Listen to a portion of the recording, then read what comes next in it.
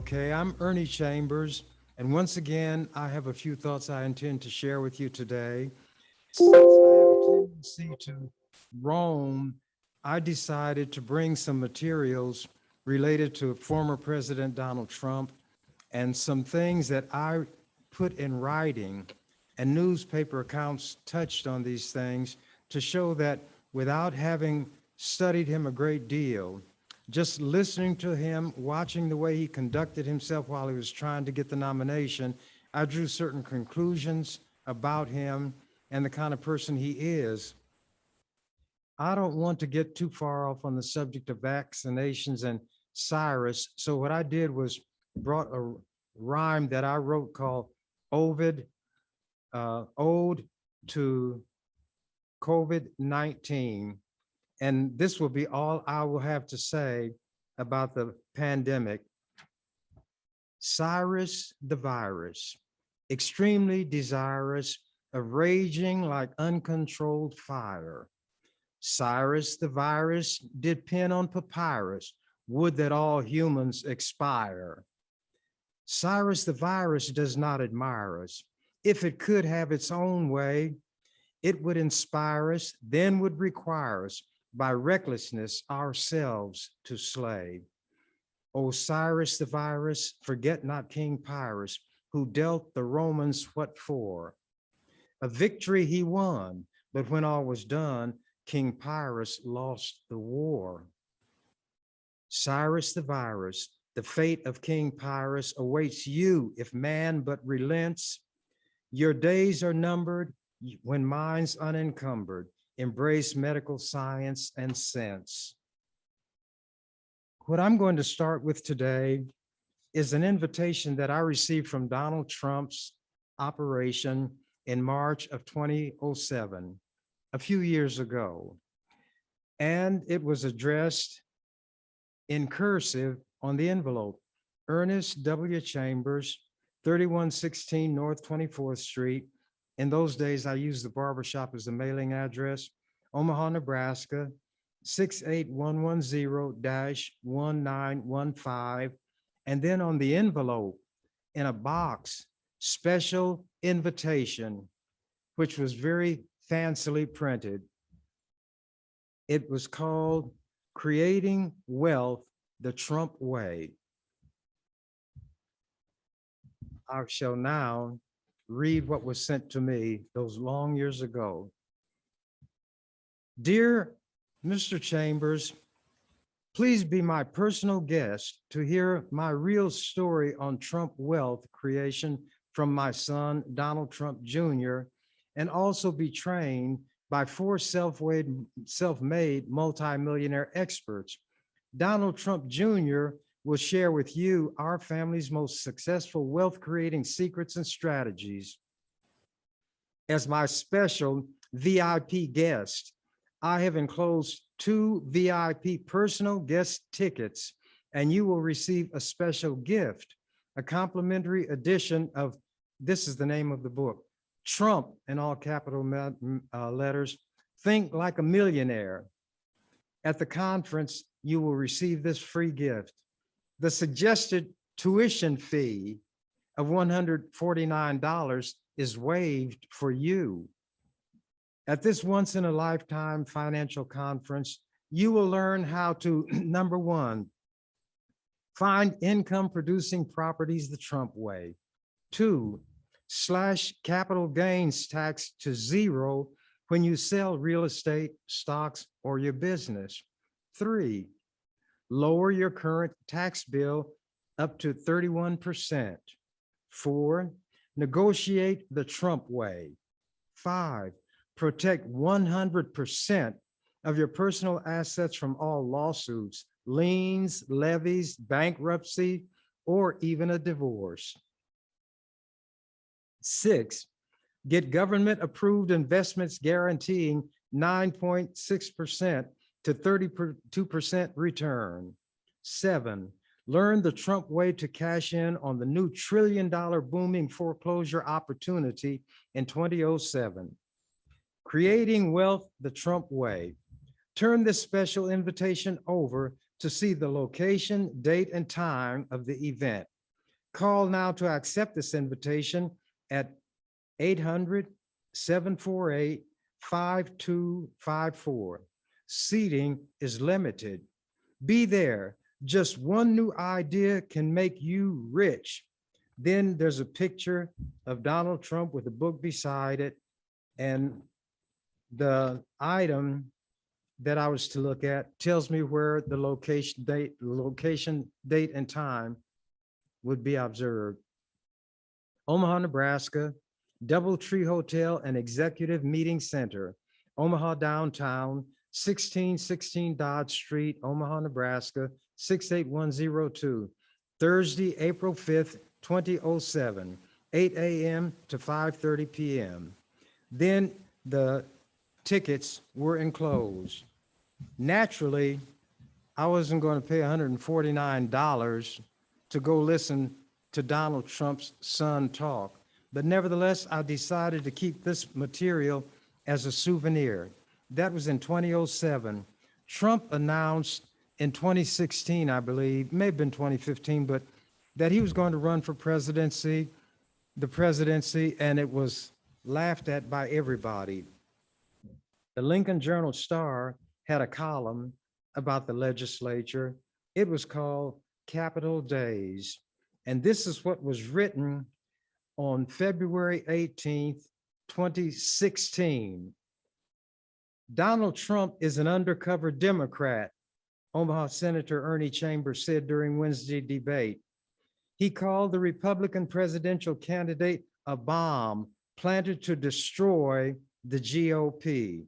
Quote, and that's why he has so much fun, Chambers said. I predicted before Trump was even nominated that his goal was to destroy the Republican Party. Trump had been a Democrat. He had been in favor of a woman's right to choose to have an abortion, the traditional Democratic principles, but I guess he thought he might have a better chance to win if he ran as a Republican, because there are a lot of nutty, backward people in that party. There was a lot of racism that they had to keep concealed, but it was bubbling very near the surface, and he thought he would give it an outlet, so he decided to run. What I decided to do was write Mr. Trump a letter, an open letter. And in order that I could document it, the fact that I had written it, I got documentation from the post office as to where this letter was sent, which was Mr. Donald Trump, Trump Tower, 725 Fifth Avenue, New York, New York, 10022. There was a proof of delivery. I overnighted it. I mailed it November 3rd, and it was received November 4th in Donald Trump's mailroom, and the person in the mailroom gave initials to prove that it was accepted. I didn't want these things that I had said, some of them in the way of a prediction, to appear that I said them after the fact. My letter, this open letter to Donald Trump that I'm going to read, and these pages are large, not that they have a lot of material, but now that jeepers, creepers, why am I wearing these cheaters? Because I do what's necessary under the circumstances to achieve my goal. And since I want to read without doing too much stumbling and fumbling, I put my cheaters on. This letter was sent, as I said, November 3rd, 2016.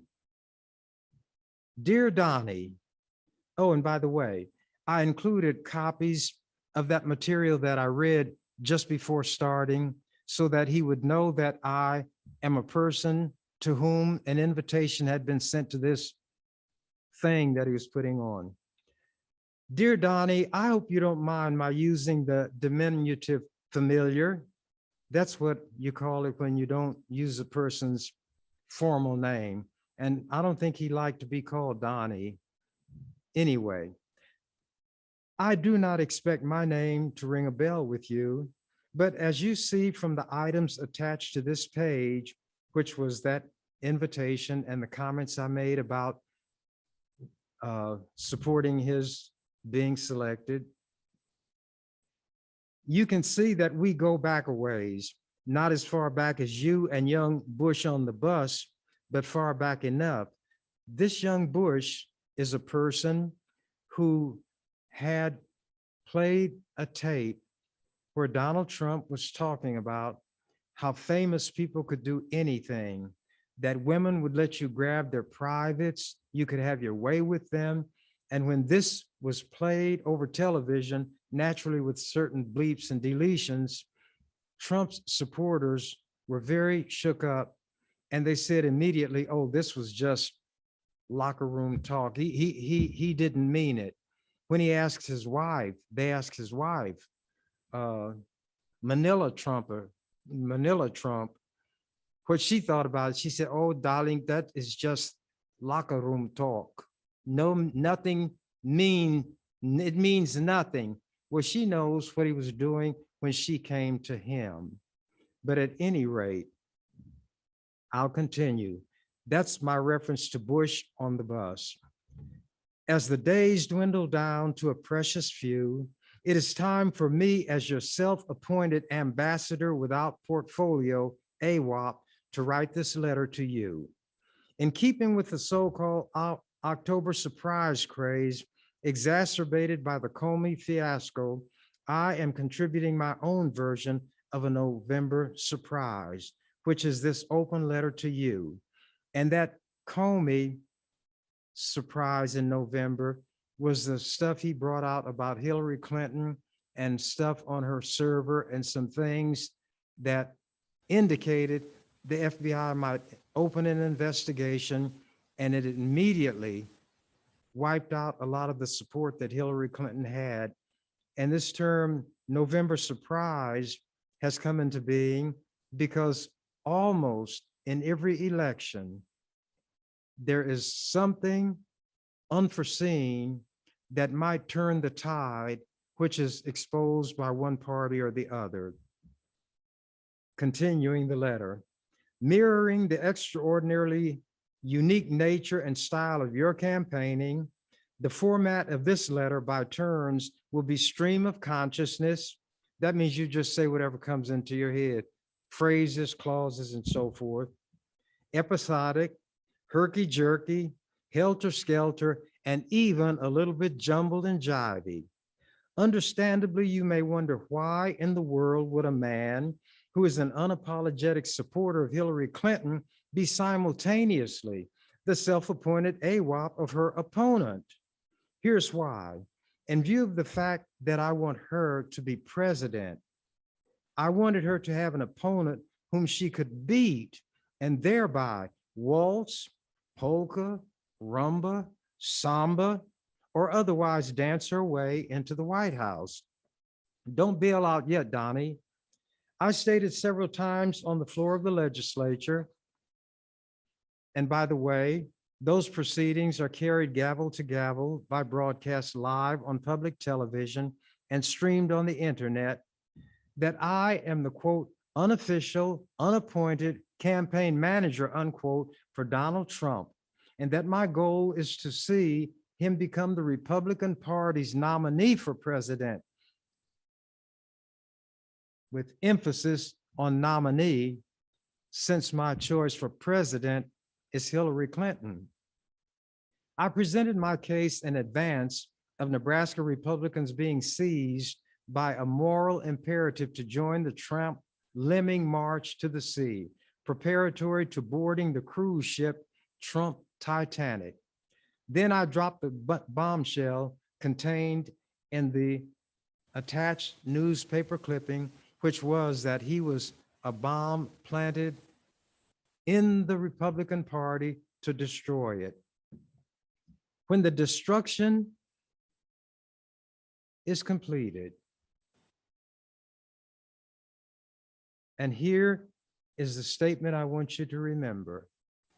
Based on developments, my first stated goal has been realized. You are the nominee.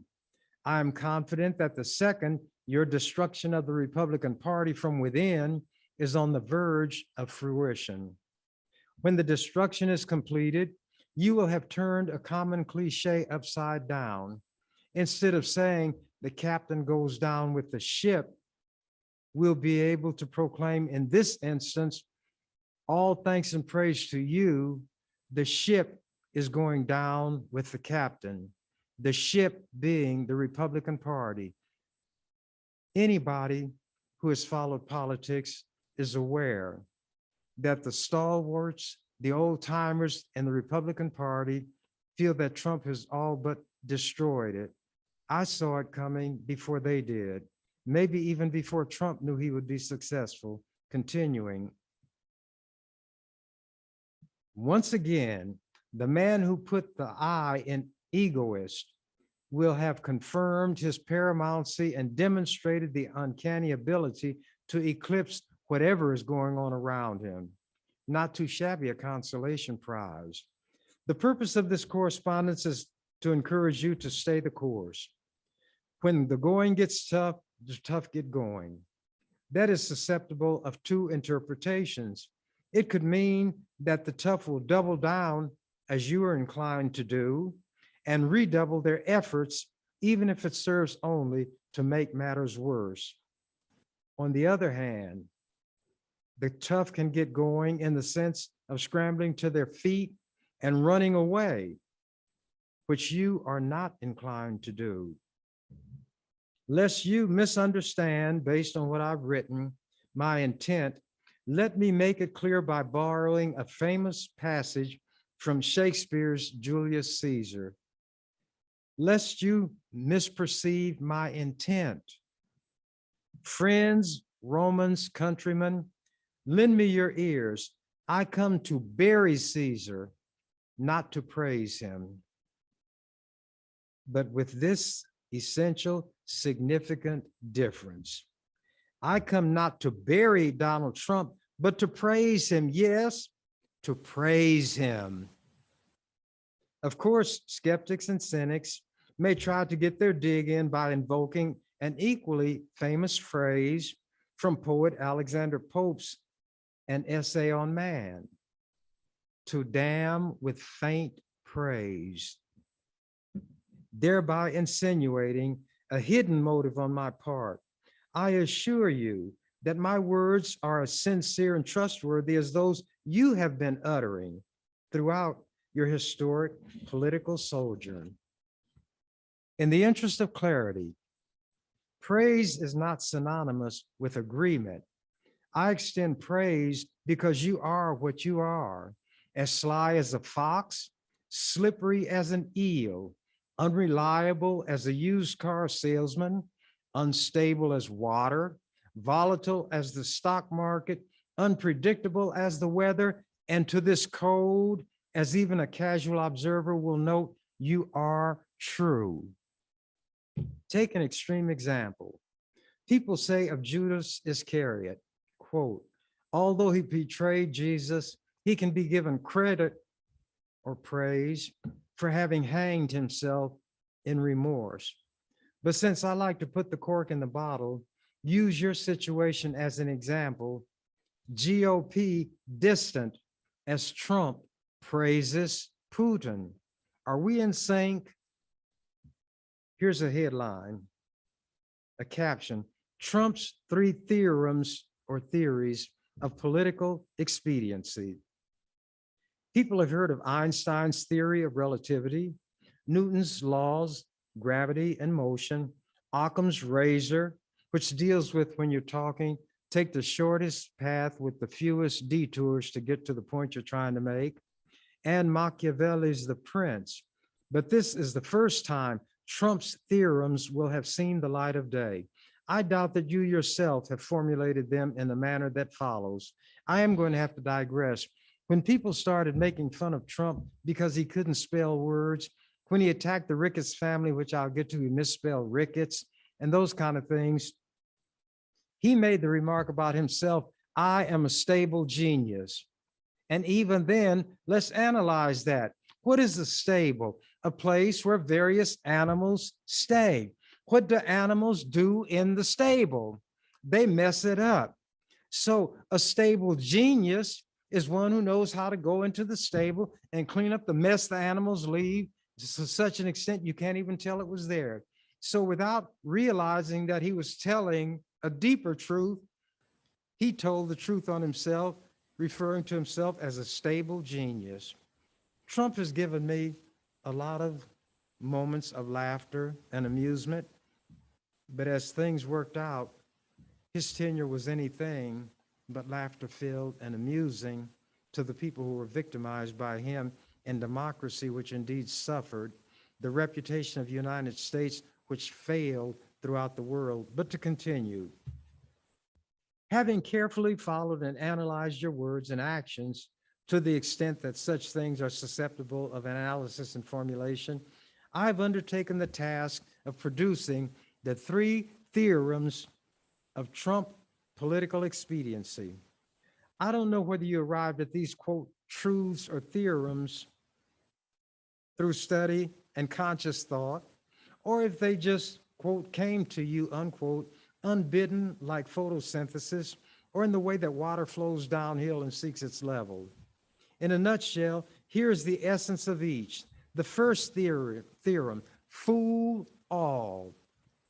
The second theorem, lie, dumb down. The third, promise them the world. Now, there are 3 playbooks that I suggested Trump would use. Each theorem would follow a playbook of a well-known personage. Abraham Lincoln's playbook, Hitler's playbook, Mein Kampf, and Satan's playbook. First theorem from Lincoln's playbook. Honest Abe famously said, and he laid out 3 propositions. It is true that you may fool all the people some of the time. You can even fool some of the people all of the time. That's the second proposition. But you cannot fool all the people all the time. The third proposition. That was Lincoln's playbook. The supporters who make up your base fit within the second clause. You can fool some of the people all of the time.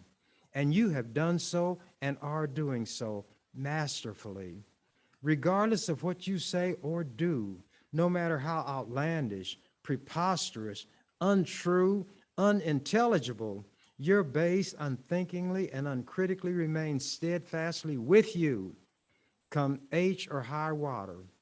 Fool all has been achieved. That's theorem number 1. The second theorem from Hitler's playbook. This is from his book, Mein Kampf. All propaganda has to be popular and has to adapt its spiritual level to the perception of the least intelligent of those towards whom it intends to direct itself. The great masses of people will more easily fall victims to a big lie than to a small one. In summary, tell big lies and appeal to the least intelligent. You once declared that you, quote, love uneducated people, unquote. Did you by chance have your second theorem in mind? As king of hyperbole and superlative, you have regularly unleashed some whoppers, which your base thrives on like a hungry lion devouring red meat. A sub-theorem might be, if you're going to strike out, do so swinging for the fences rather than trying to bunt. So you lay out some whoppers, that propaganda that Hitler talked about. For the record, this is not to assert that you are a Nazi or that your ideology is Nazism, although some have made such an allegation. My point is merely to show the similarity between your approach and Hitler's is inescapable. Examples showing how dumb you feel these people are. Promise everything to everybody at a cost to nobody. 2, The U.S. can sustain itself as a self-contained economic island on this planet. 3, reopen obsolete Rust Belt manufactories to produce goods for sale only on the U.S. market and give millions of good high-wage jobs to everybody who wants one, and there's no reason to raise the minimum wage, which is too high anyway. 4, never detail how anything is to be accomplished. It simply will be, period. 5, don't mention Congress because you'll do all these fantastical things yourself. That's what Trump feeds his base. Theme song of the second theorem. You know, there has to be a playlist. Here's his theme song. I fling untruths into the air. They fall to earth, I know not where. And furthermore, I do not care. All in war and politics is fair. And finally, in the fairy tale, Rumpelstiltskin was a deformed dwarf who could spin straw into gold. Using that example, you could be dubbed Trumpelstiltskin due to your ability to spin a glaring untruth into an authoritative sounding assertion of incontrovertible fact, which your base will swallow. Lying and dumbing down have been achieved by you by way of your second theorem, again, in masterful manner with your base. Third theorem, Satan's handbook. Now, I shouldn't demean the devil in this fashion, but he can take it. And that theorem is promise them the world. In chapter 5 of Matthew are 3 verses, 8, 9, and 10 are their numbers.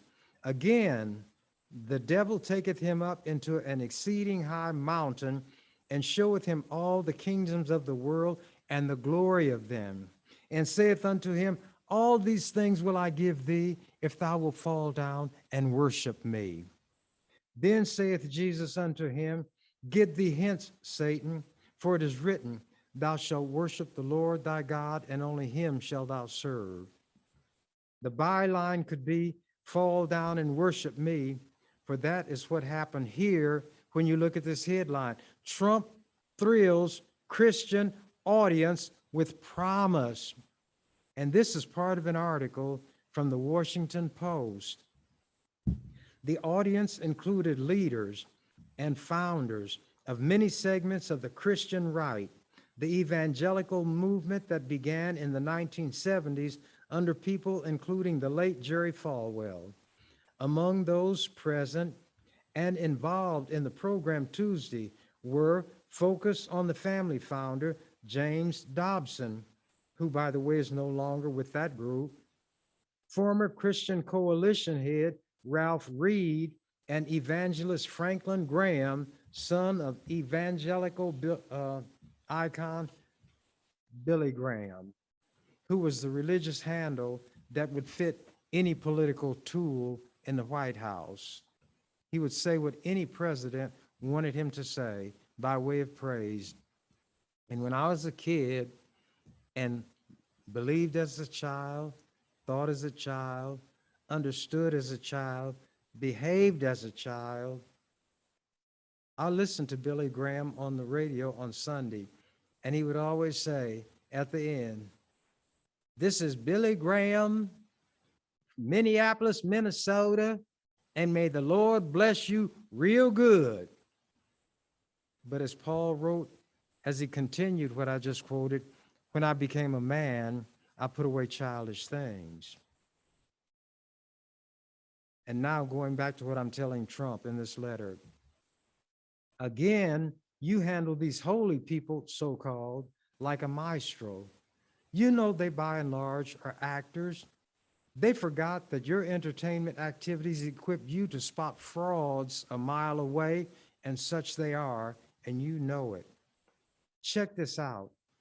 Despite the fact that your conduct, open and notorious, has been everything but the conduct of a good man, you mocked the disabled, you have used profanity in public, You've incited and condoned violence at your rallies. You've boasted and jested about sexual assault and being allowed to grab women in their crotches. You've insulted, denigrated, and debased women in general. You've encouraged religious bigotry against Muslims. You've insulted, stereotyped, and disparaged Mexicans as rapists, criminals, and murderers. Yet, because you made promises to those religious hypocrites and showed them all the kingdoms of the world as part of the package, they in effect fell down and worshiped you. And a lot of them, the so-called Christian conservatives, continue to worship that devil to this day. Becoming willfully blind, here's what those Christians had to do in order to go along with your program and gain your support. He walks like a duck. He quacks like a duck. He looks like a duck. Therefore, he is a chicken. To top it all off, they ignored Jesus's caution. In Mark chapter 10, the 25th verse, it is easier for a camel to go through the eye of a needle than for a rich man to enter into the kingdom of God. Yet they're in league with him, these Christians. You are the master manipulator. You could teach Satan himself a thing or two. Is it become increasingly evident why I throw praise your way? Donald Trump as Teflon political. Donnie, I deal in analogies. You are the political equivalent of the late mafia kingpin John J. Gotti, with whom you share a middle initial. He came to be known as the Teflon Don because nothing stuck in terms of charges for various and sundry criminal activities ranging from murder, kidnapping, and bribery. A natty dresser enamored of sartorial elegance, in other words, he liked to dress to the nines, he was dubbed the Dapper Don. He worked his way up through the ranks from petty crook to captain in the Gambino crime family, the best organized and most powerful crime outfit in the country.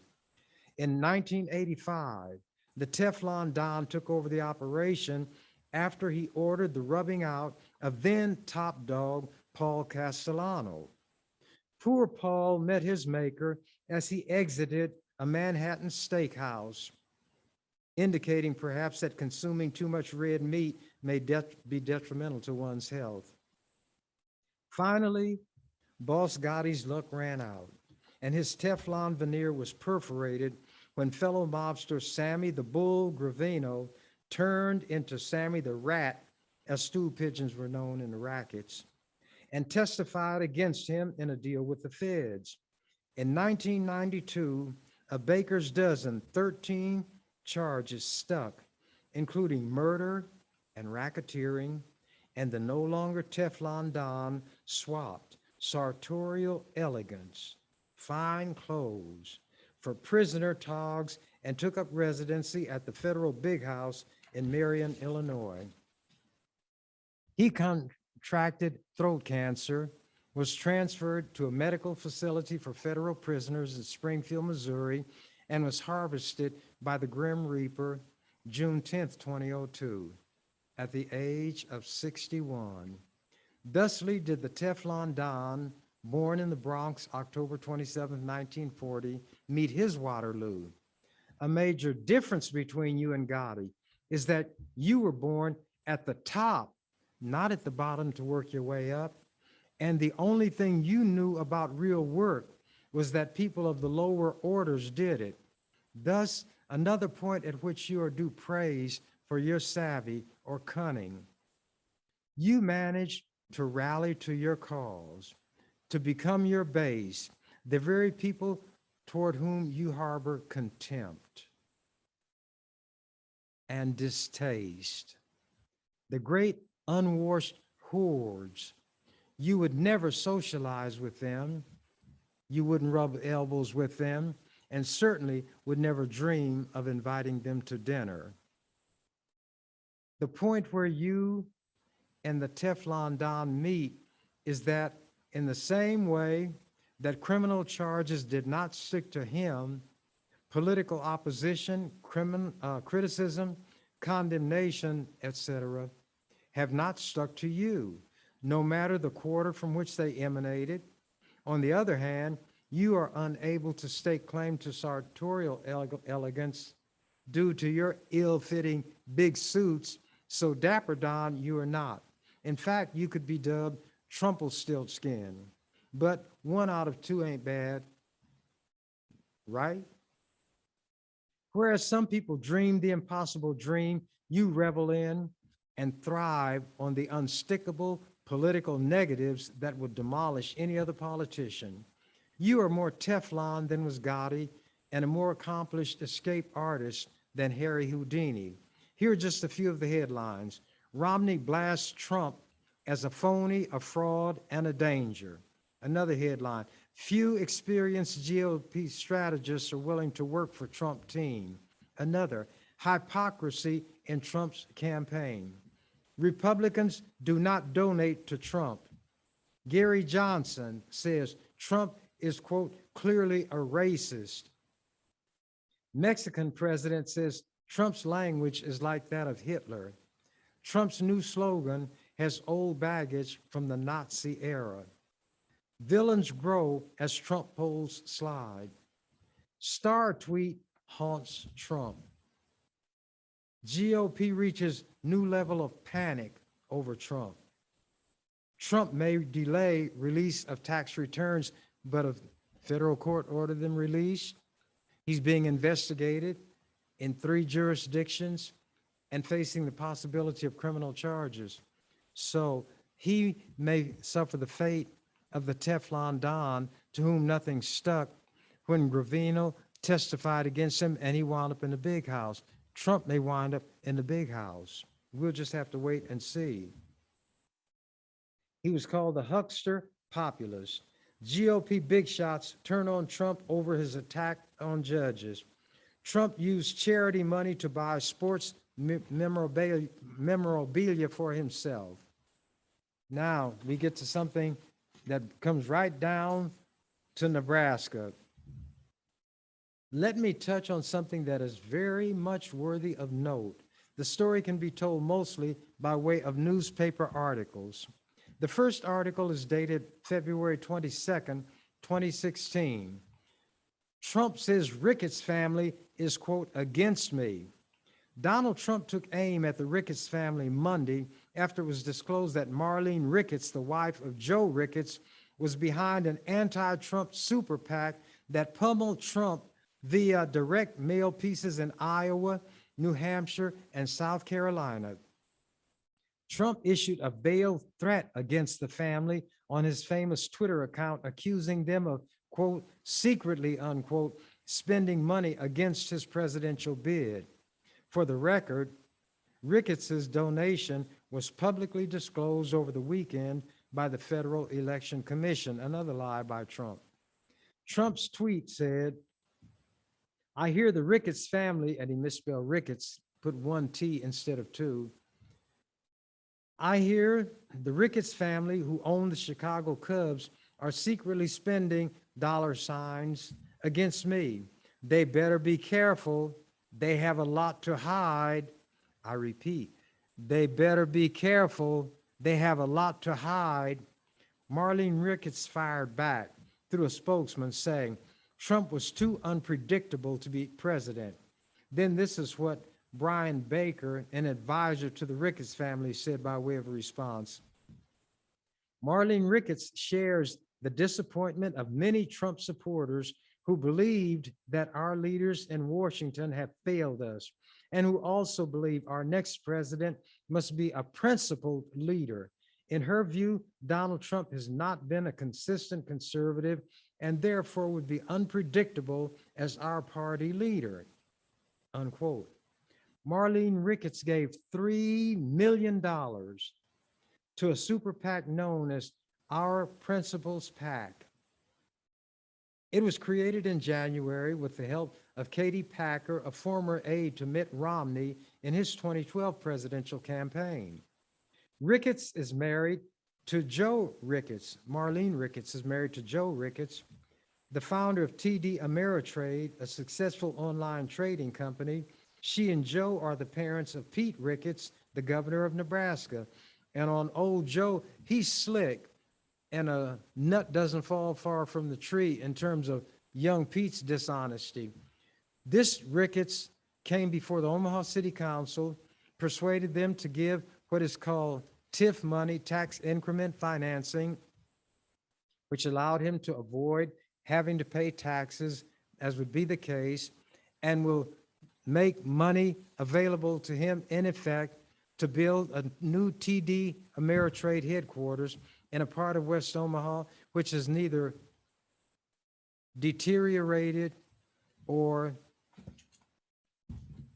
substandard. And the people who lived there were very, very angry. Then after getting this money from the suckered Omaha City Council, by the way, Joe Ricketts lives in Jackson Hole, Wyoming, because he doesn't want to pay Nebraska income taxes. So he doesn't want to pay taxes in Nebraska, but he got several millions of dollars of tax breaks from Nebraska taxpayers. That's how dumb these white politicians, along with Ben Gray on the city council, were. And after Joe Ricketts built this TD Ameritrade headquarters, guess what he did? He sold it. He sold it. And if you watch television every morning, you'll see who bought it. And he sold it for $26 billion. Then my comments after that article. Being rich and accustomed to having their way, the Ricketts family failed to take time to find out who they were messing with. The article contains the warning you issued. It reminds me of a situation where the housekeeper of an archbishop was of the opinion that skeletons are found in every family's closet. To test her theory, she wrote with lipstick on the mirror used by the archbishop when he shaved each morning, quote, "I know your secret," unquote. Before an hour elapsed, he disappeared and was never seen or heard from again. Now, I don't know whether or not you have the goods on the Ricketts clan, but look what appeared in the World Herald, September 21st, 2016, a few months after you were being attacked by Joe and Marlene Ricketts. Ricketts family to donate to pro-Trump effort. You said you had something on. They had a lot to hide, didn't you? Well, here's what was in the paper. Joe Ricketts until now, quote, "Donald Trump isn't fit for the most important job in the world. If you believe America deserves better, vote against Donald Trump. Donald Trump's too reckless and dangerous to be president." And here's what he's saying now. Proud to support Trump and Pence and other Republican leaders who will push for conservative policy solutions. Then a big headline, Ricketts' money now backs Trump. Very praiseworthy. One of the baddest members of the dinosaur family was the Tyrannosaurus Rex, king of the clan, known as T-Rex. After the way you kicked the Ricketts families, pardon the expression, rump, they probably refer to you among themselves as T-Rump. Considering that you made any number of political big shots and hot shots turn around, a little ode to T-Rump, a rhyme, is in order. Ricketts's, Paul Ryan, Cruz, Rubio, Newt Gingrich, Christie, and all the rest are examples. You made them falter and brought them to heel. Then at your altar, you forced them all to kneel, and they did. Then here's a headline.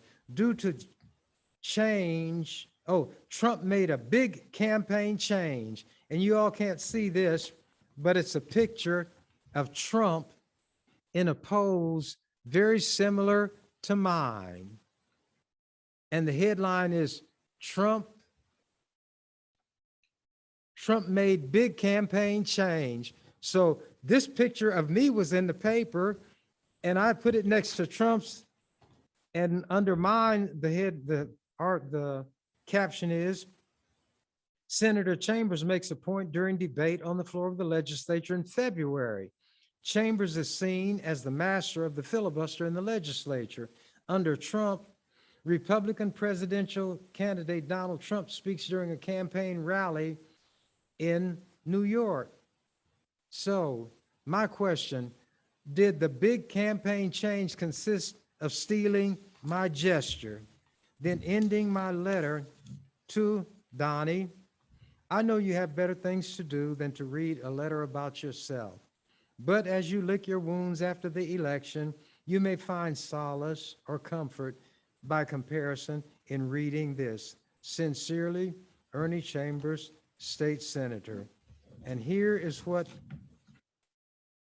Pete Ricketts wrote, or a big headline, after the Ricketts family attacked Trump, saying he was unfit. Governor Ricketts says, Trump administration, pleasure to work with.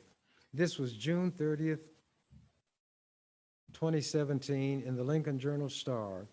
Nebraska's Republican governor said he's had plenty of access to the nation's first-year Republican president and his cabinet. President Donald Trump has been, quote, forward-thinking, unquote, in engaging governors on policy issues, Governor Pete Ricketts told reporters Thursday. Quote, that never happened in the last administration, unquote. Trump hosted Ricketts and 3 other governors Wednesday at the White House for a roundtable discussion on energy issues. And some people say that he made bootlickers out of all of them. And when the persons who said that were asked, how dare you say they're bootlickers? He said, well, I saw the shoe polish around their mouth and on their teeth. That's what was going on. Now, I have a couple of other items. I brought a clock to keep track of the time, and I did not keep track of when I started, so I'm going to have to take my signals from those who keep better time. But there were some things that I did because I don't throw a rock and hide my hand. If I'm going to say something about somebody, I say it openly and publicly. Chambers seeks Trump's removal. This was in May of 2017. Senator offers resolution asking for Trump's swift ouster before anybody else. And this is an excerpt. State Senator Ernie Chambers of Omaha says he'll introduce a resolution seeking President Donald Trump's expulsion from office. Quote, if these people don't do something about removing him from office, then this could be, I'm not an alarmist, the beginning of the end for the United States, unquote, Chambers said Tuesday. A draft of the resolution calls on appropriate officials to invoke the 25th Amendment of the U.S. Constitution to determine whether Trump's actions and conduct make him unfit for office, in which case the vice president should serve in his place. Trump, the resolution states, has behaved, quote, in a dangerously problematic and erratic manner, such that the safety and welfare of the United States and its residents are being placed at ongoing grave risk. The resolution carries no official weight, and it is unlikely lawmakers will be forced to vote on it before this year's legislative session ends. And they did stall and not let it even come up for a hearing, and I'll touch on that. Chambers, a registered nonpartisan who once jokingly supported Trump's run for the Republican presidential nomination, has been a constant critic of the president's policies and actions in office. Chambers said his resolution was not inspired by the whirlwind of recent news surrounding Trump's controversial disclosure of classified information to Russian officials and his firing of FBI Director James Comey. Instead, Chambers said Trump's foreign policy decisions, particularly those regarding North Korea and the Middle East, have the potential to do great harm to Americans. The president has behaved like a, quote, deranged, demented, drunken idiot and underestimated Kim Jong-un insulting the North Korean leader and stirring him to test more missiles, unquote, Chambers said. Kim Jong-un is not crazy, he is not a fool, and he is a much faster learner than Donald Trump, added Chambers. Now, I knew the legislature would try to get out of doing anything with that resolution, and in fact, they did not call a hearing. But the following year, I did ask that the chairman of the committee bring the resolution for a hearing. If he didn't, I would make a motion on the floor to pull it from committee, and I would thereby have the discussion publicly that he was trying to avoid. The following year, he did schedule it for a hearing over the noon hour, and such being the case, not a large number of people showed up. But I had a chance to make a point, and it was one that some people took to heart. And I'm not going to read that. I think I will just paraphrase it. I had mentioned the kind of things that Trump had done at that hearing, just so it would be a matter of record. Even though it was over the noon hour and not a large number of people in the public showed up because they were at work. But I talked about the number of people he had hired and fired, which showed that he was not a good judge of character. Various policies he had put in place that exposed his racism, his hatred of Muslims and Black people.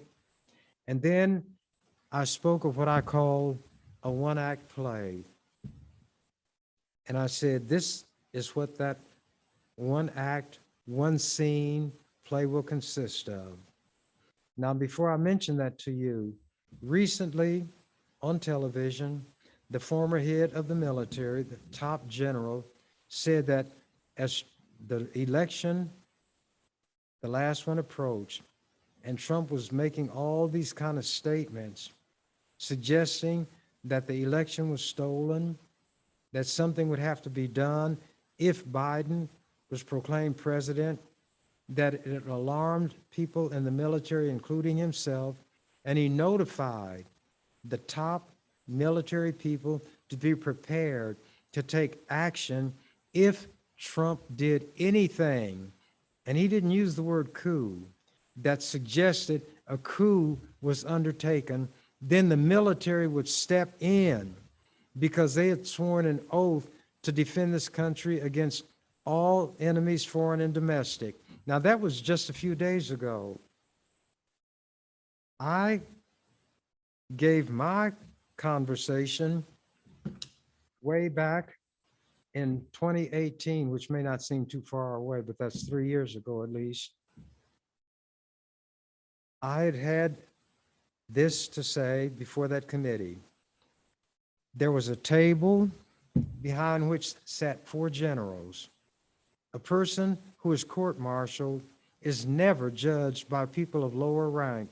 So all these generals had their paraphernalia. They had all of the ribbons, combat ribbons. They had all of the medals, and they had the maximum number of stars on their shoulder. And standing before them was a general, similarly attired. He was at attention. His uniform was sharp. He held his hat under his right arm. And before they would reach a decision, he was allowed to address them. He said, I took an oath as you took an oath to defend this country against all enemies, foreign and domestic. I took that oath seriously as each one of you took it seriously. I was in combat as each one of you was in combat. I risked my life to carry out my oath as each of you risked your life for a similar reason. I killed men during combat, in upholding my oath, as each one of you have killed men. And now I stand before you to be judged. And then I departed from that and said, in this country, if you utter certain words, they can be twisted to be construed as a threat against the president or advocating violence against the president. So I'm not going to say exactly what was said, but I will describe what appeared in the newspaper the next morning. The headline, General court-martialed, sentenced to be executed for assassinating the President of the United States. And that's the way I ended my presentation to that committee. I saw the danger of Trump. I even wrote an item in a letters to the editor column of the Lincoln Journal-Star in June of 2019. They headlined it, President Trump's 5 Principles. This is what I wrote. An appropriate introduction to the 5 principles exemplified to date by the erratic Trump regime is the following list of other numerical points. There are the 14 points of President Woodrow Wilson presented in his January 8th, 1918 message to the Congress. There are the 10 commandments carted down from Mount Sinai by Moses, the famed 7 wonders of the world, comprising the most remarkable structures of ancient times, and the 6-day Middle East War. The 5 principles of Trump are: the U.S. Constitution in the hands of an unprincipled political strongman with the proclivity to so employ it is the ideal instrument or pathway by which to ordain and establish a constitutional dictatorship, aided and abetted by a sycophantic Senate and a supine Supreme Court. 2, would-be dictator Trump, borrowing from Lord Thomas Babington Macaulay, arrived on the political scene, quote, ready, booted, and spurred to ride, unquote, and corralled millions of compliant Americans, quote, ready, saddled, and bridled to be ridden. 3, a mentally unstable, erratic, weak man with strong weapons is volatile, unpredictable, and dangerous in the extreme in a jumpy world on nuclear tenterhooks with an itchy finger on a hair trigger. 4, children of whatever age should never be allowed to play with matches. 5, a pyromaniac, that's an arsonist, a pyromaniac should be barred from keeping and bearing a blazing torch in a gunpowder factory. While campaigning for the presidency, Trump asserted, I love uneducated people, which is the perfect lead-in to the words of another would-be dictator. Quote, all propaganda has to be popular and has to adapt its spiritual level to the perception of the least intelligent of those towards whom it intends to direct itself. The great masses of the people will more easily fall victim of a big lie than to a small one. Adolf Hitler, Mein Kampf, which I mentioned among his theorems. Then, to my surprise, a response was written a few days later in the same letters to the editor column. Headline, Chambers gets it right on Trump. In reference to Senator Ernie Chambers' letter to the editor, President Trump's 5 principles, June 23rd, he sure nailed it. Maybe it should be printed again. People should also heed the philosopher George Santayana's warning, quote, "Those who cannot remember the past are condemned to repeat it." And he signed it. He was from a little town called Crete. Now, I do not intend to go off on another tangent, so I'm going to end this presentation. My name is Ernie Chambers, for those who may not know, and that's the traditional way to end it. And as said the canary, when the door to his cage was left open, I'm out of here.